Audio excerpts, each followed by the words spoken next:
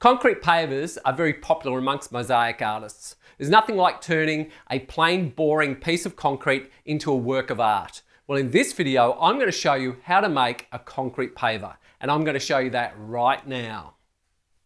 When it comes to creating concrete pavers, this is not the only way of creating them, nor is it probably the best way of creating them. This is just my way of creating them that I thought would be of interest to you. So what we're going to need is we're going to need a bag of concrete. We're going to need a bucket to mix the concrete in. We're going to need a level to ensure our mould is level. We're going to need a releasing agent. I'm just using vegetable oil.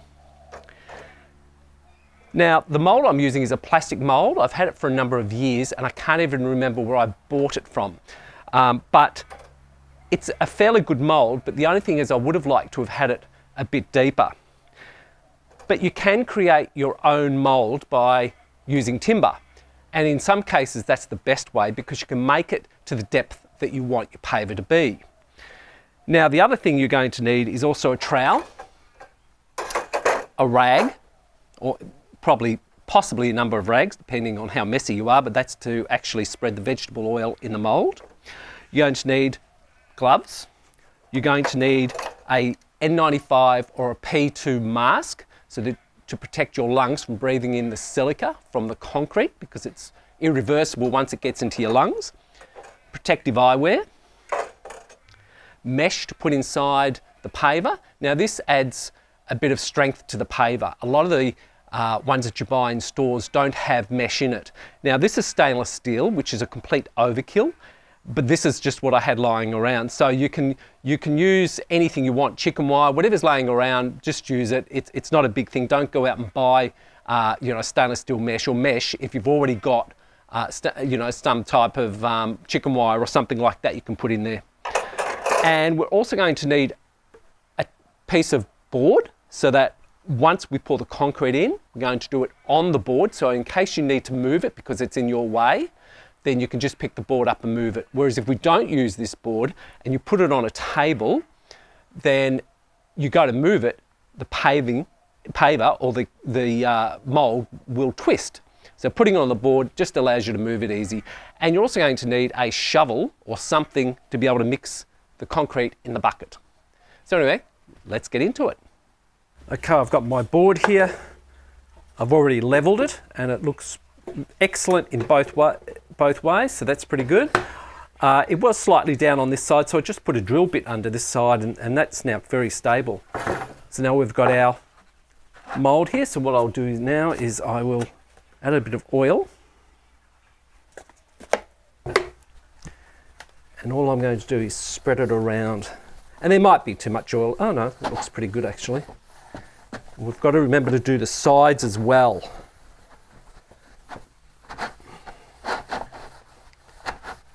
So I'll do that in the corner there. And I forgot to mention that we're going to need a hammer as well because we need to tap the sides to get any air bubbles out of the concrete once we've poured it. Just lightly tapping it will do that. Do that along the top there. There you go. That's all we need. Yep. Oh, there's a bit there I've just missed. Put a little bit there. It's got it.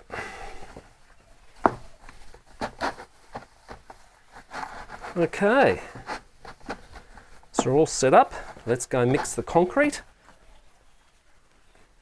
And then we'll pour it in there, put our mesh in when the concrete is halfway, and then pour further concrete on top of it. So let's go do that now.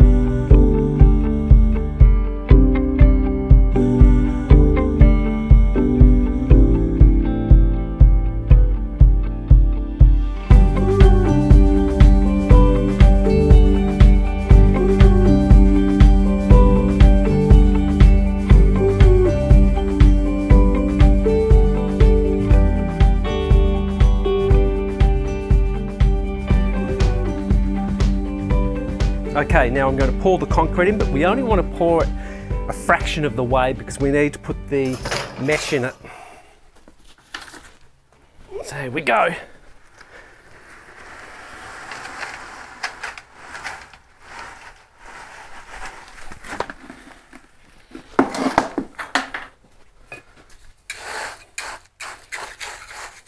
And the consistency is really, you know, it's better to have it a bit on the watery side than not.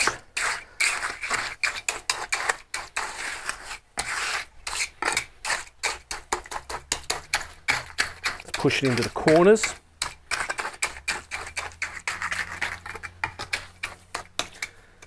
And then we'll put our mesh in. You want to keep the mesh away from the edge. You want to keep it within the edge. Okay, we'll put that piece in as well.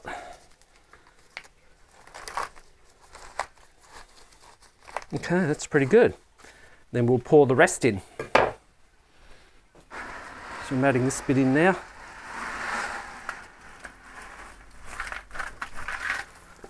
There's a little bit in there to go.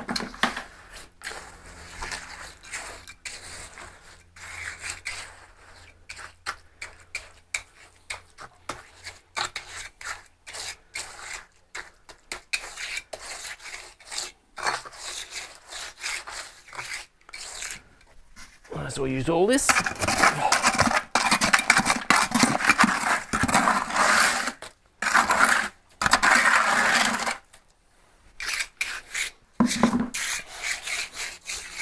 Actually, I've made the perfect amount, but had I had some left over, it wouldn't have mattered because I've got an area that I'm just tipping some concrete into. Let me just smooth it out a bit. Got to make sure it gets pushed into the corners.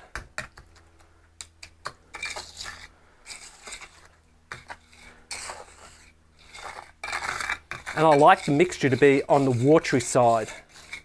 And also what some people do is they actually embed their tessera into the surface of this now. And some people actually embed the tessera into the bottom of the mould before they pour the concrete, so that when they tip it out, everything's nice and flat. But there is a good method to doing that. So you use contact paper or a laminating film so that when you put the tessera in, it stops the concrete from going underneath the tessera and stops the tessera from moving as well. But I like to actually do the concrete and then actually add the tessera onto it with thinset, which is cement-based adhesive. So don't go into Bunnings and ask for thinset because they won't know what you're talking about, because it's the American terminology for cement-based adhesive. Okay, that looks pretty good. What we need to do is wash our tools out rather than leave them, because otherwise the concrete will stick to it. Now what we're going to do is get a hammer and just tap lightly around it to get the air bubbles out. Now this mould should actually have a timber frame around it, and that will add to the longevity of the actual mould. But I haven't worried about that. See the bubbles coming out? So we're just tapping it. Oh, there's a good one. Oh, there they are. So we're just tapping around it. And concrete cures over time. So it gains its strength over time. It can take years to actually cure, and it, as it gets further into the curing process, it gains more strength. Okay, I'll probably be tipping this out in about 48 hours, but first I need to cover it with a piece of plastic, and then we can come back and see what it looks like. So I'll see you in a few days' time. Okay, it's been 48 hours. I'm going to remove the plastic off it. It's a nice sunny day. Let's see how we go. Oh yeah, that looks pretty good. Okay, now what we need to do is get it out of this. So I'm just going to just go around the edge there and then turn it upside down.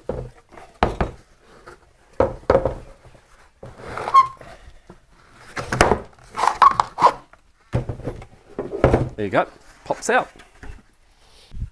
yeah, that's come out really, really good. It's really, really good. Quite pleased with that. And what I would do is I would allow this to cure a bit more, and then I would seal all over and then apply my tessera to the concrete paver. Now, some people do not seal their concrete pavers, and in fact some people don't seal concrete, but concrete is porous, and I would prefer to seal the concrete rather than have any moisture coming up behind the adhesive. But every person will do their piece different. That's just what I do, and I find that works really well for me. Now, you can make moulds out of pretty well anything. You can use cake tins as long as they're fairly strong. You can use a wooden frame and box in a wooden frame and then pour your concrete into that. This is about 45 mil thick or deep. I'd prefer to do it around about 60 mil, but this will be fine. It's reasonably heavy, and this will be fine because it's got mesh in it. So using a wooden frame you can do, and also you can use the top of a large plastic bucket, you know, those very wide buckets. They're about the size of a concrete paver, a round one that is. You know, cut the top off by about 60 or 80 mil, and then sit that onto a base, and then fill that up with concrete, and that would work really quite good too. And then that'll come out. Just remember to use your you know, oil or some type of releasing agent. Or you can buy bought molds like I used on this one. This is quite a large paver, which I really prefer the larger pavers rather than the small ones, and they come in all shapes and sizes. So that's another alternative for you if you want to use bought molds. And I don't know why I keep rubbing my hand over this, but it's very, very smooth. All right, well, I hope that's helped you. If you have any comments, put it down in the comments section on the YouTube channel. And if you do something differently or some other better way, put them down in the comments section. I'll be pleased to have a read of them, and I'm sure others will as well. And then I will see you in the next video. Enjoy.